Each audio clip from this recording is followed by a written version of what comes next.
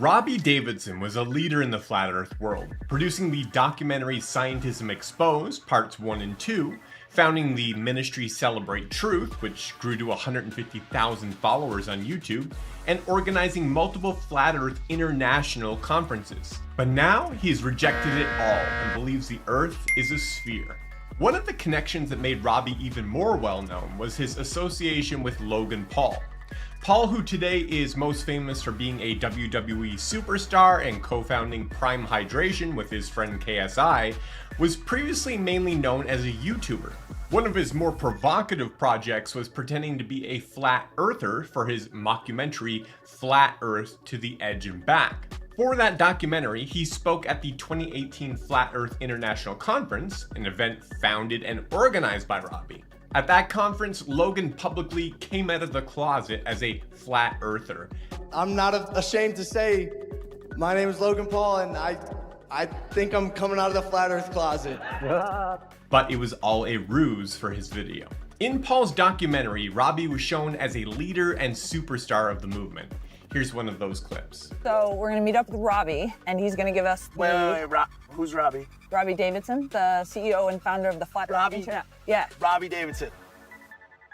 Do you know Robbie Davidson? Do you know who that is? I don't. That's the guy from my wall. Like, dude, Well, yeah, we're meeting I've been with following him. the dude for years, bro. I have his book. Like, you guys have to put yourselves in my shoes for a second and just understand like what this means to me. All right.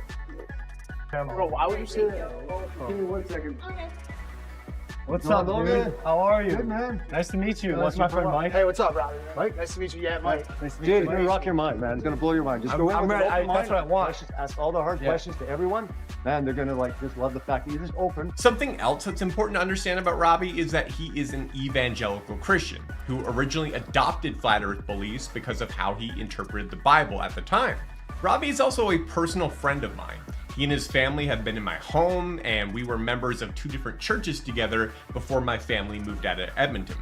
I've always felt a bond with Robbie because while he was leading Celebrate Truth, I was running the head covering movement.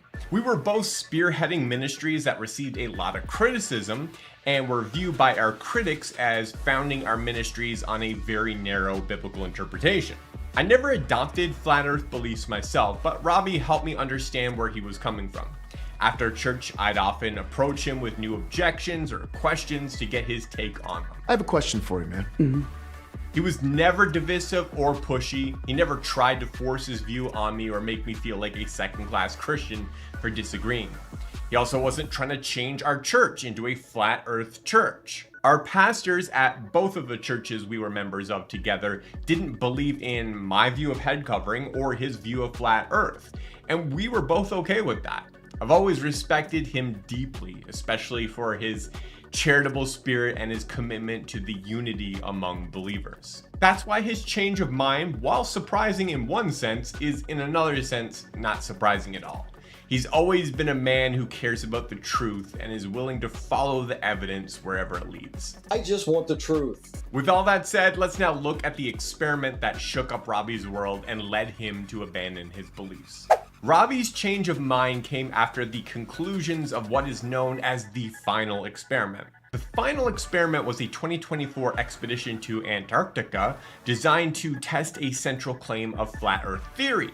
It took place over 4 days from December 14th to 17th in 2024.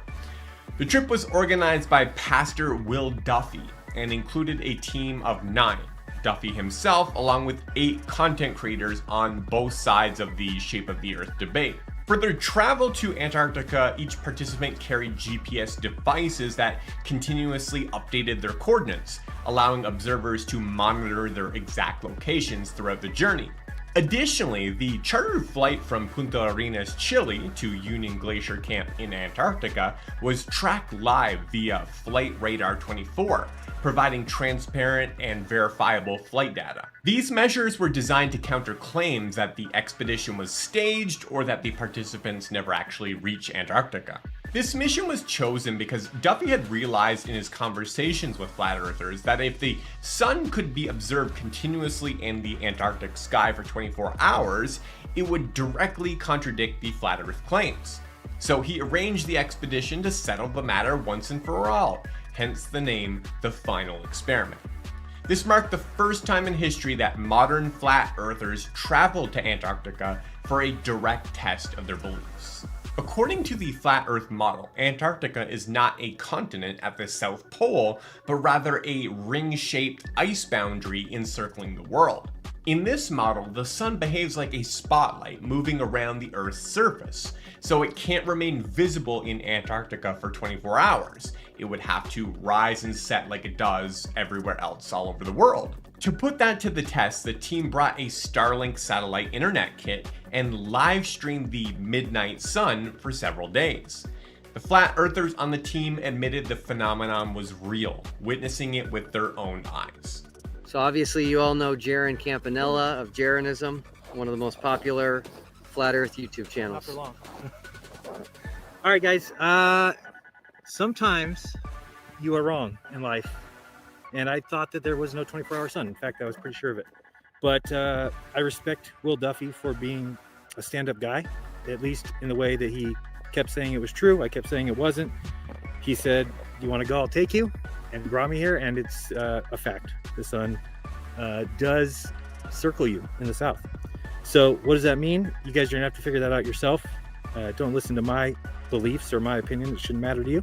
But at least you should be able to accept that the sun does exactly what these guys said as far as circles the southern continent. So I honestly believe there was no 24-hour sun.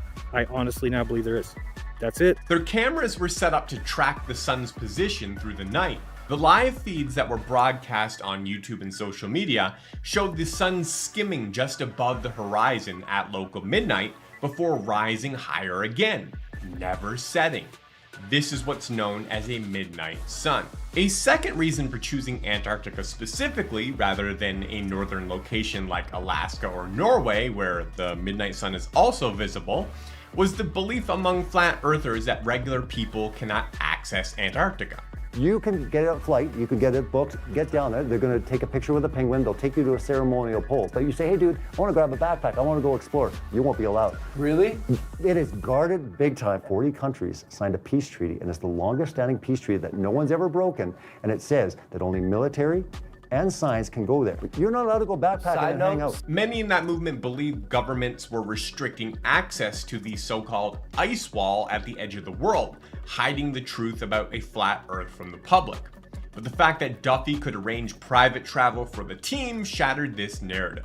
The evidence of the midnight sun caused many truth seekers to abandon their flat earth beliefs, but not all. Some fairly acknowledged that while this data point does clearly contradict the flat earth model, they wanted to explore further before drawing new conclusions. Others, however, exposed their bias, clinging to the theory at all costs. Dean Odell, a pastor and prominent flat earth preacher who declined Duffy's invitation to join the expedition, all expenses paid, even claimed in a sermon afterward that Satan himself might have created a fake sun to deceive the team.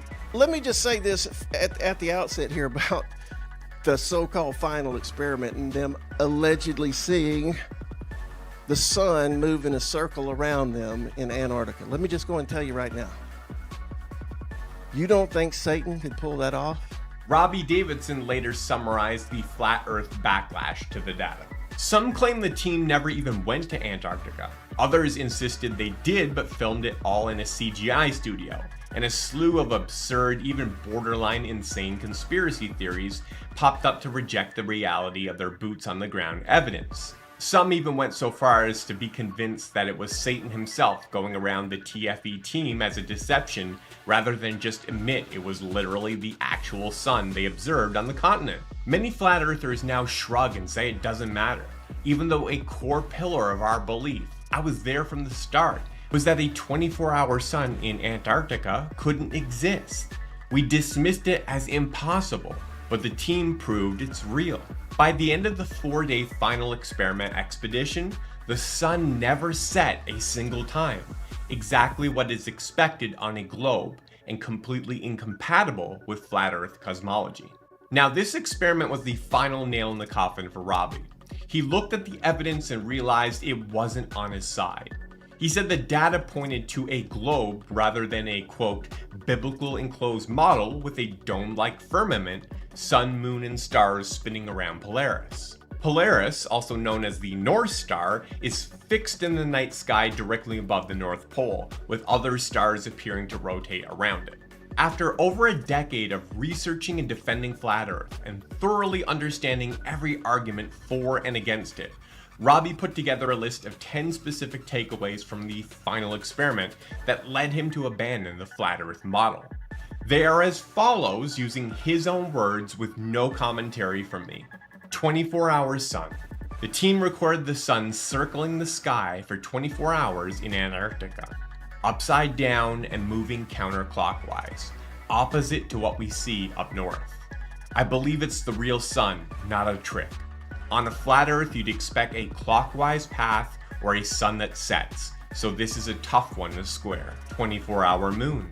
The moon is visible for 24 hours, upside down and counterclockwise too compared to the north. Flat Earth voices have argued there's no 24-hour moon down there, but the reality says otherwise. A flat map struggles to explain that motion. South Celestial Pole. The team filmed stars rotating clockwise around a southern point in Chile, the opposite of the northern counterclockwise spin around Polaris. Flat Earth voices have doubted this exists, but I trust what the team caught on camera. A single northern hub can't account for two poles. Sunrise and sunset direction. South of the Tropic of Capricorn, they documented the sun rising in the southeast and setting in the southwest. I believe that's the sun's true path, not a fluke.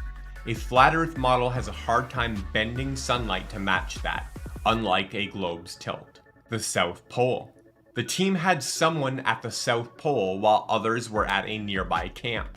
Flat Earthers claim it's not real, but I'm going with the team's account. A flat Earth doesn't have room for one southern point. It's all edges. Distance between meridians. They measure longitude lines in Chile and Antarctica, showing them closer together south of the equator. I trust their numbers. On a flat Earth, those lines would widen outward, not shrink, making this a real puzzle for that view. Southern Hemisphere flights. The team confirmed non-stop flights like Chile to Australia exist. Many have said they don't, but the evidence disagrees. Flights from New Zealand, South Africa, and South America reach the South Pole in similar times. I believe they're real. A flat Earth can't collapse those distances so neatly. Crossing Antarctica. They learned from staff that people have crossed Antarctica, showing it's a continent, not a wall. I'm taking the staff's word over doubts from the community. A flat Earth's endless ice barrier or shoreline doesn't align with that kind of journey. Weight variation. The team found that things weighed differently in Antarctica due to gravity shifts, as predicted. I'm convinced it's legit physics, not a ruse. A flat Earth doesn't vary weight like that. A globe shape does. Shadow measurements. They filmed 360-degree shadows from a 24-hour sun. I believe it's the sun casting them, not some illusion. Flat Earth shadows wouldn't circle like that. They'd stretch or vanish under a dome. Robbie wrapped up his reflections with this statement. These 10 points make it incredibly tough to hold onto a flat Earth, especially the literal biblical model with a dome where everything orbits Polaris. How do you fit a southern pole, a counterclockwise sun and moon, shrinking meridians, or flights to one spot from sprawling continents? I'm not saying it's foolish to try, just that the evidence from Antarctica leans hard towards a globe, and reconciling it with a flat model feels like chasing a mirage at this point. I'm now convinced beyond a shadow of a doubt that I was wrong about my worldview and cosmology. The evidence from the final experiment team in Antarctica has settled it for me, and I feel total peace with this shift. I want to end this video by commending my friend Robbie. He named his ministry Celebrate Truth because that's what he truly cares about, and he wasn't afraid to follow the truth wherever it led. He demonstrated at great personal cost. As you can expect, he's now being lambasted within the flat Earth community, that he wasn't some gullible guy ignoring evidence. He was someone who was willing to follow the facts no matter where they pointed, and no matter the cost. May we all have the courage to do the same when we're confronted with the inconvenient truth that something we believe for a long time is false. If you'd like to learn more about cosmology from a Christian worldview, check out Falling Flat, a refutation of flat earth claims by Dr. Danny Faulkner. Faulkner holds master's degrees in physics and astronomy and a PhD in astronomy from Indiana University. This book is written specifically for Christians who want to understand how science and scripture fit together when it comes to the shape of the earth. It thoroughly answers common flat earth claims while affirming the authority of the Bible. I've got a link to the book in the video description. Thanks so much for watching. If you found it helpful, would you mind clicking like before you leave? And if you want more content like this in your feed, click subscribe and hit the notification bell. See you in the next video.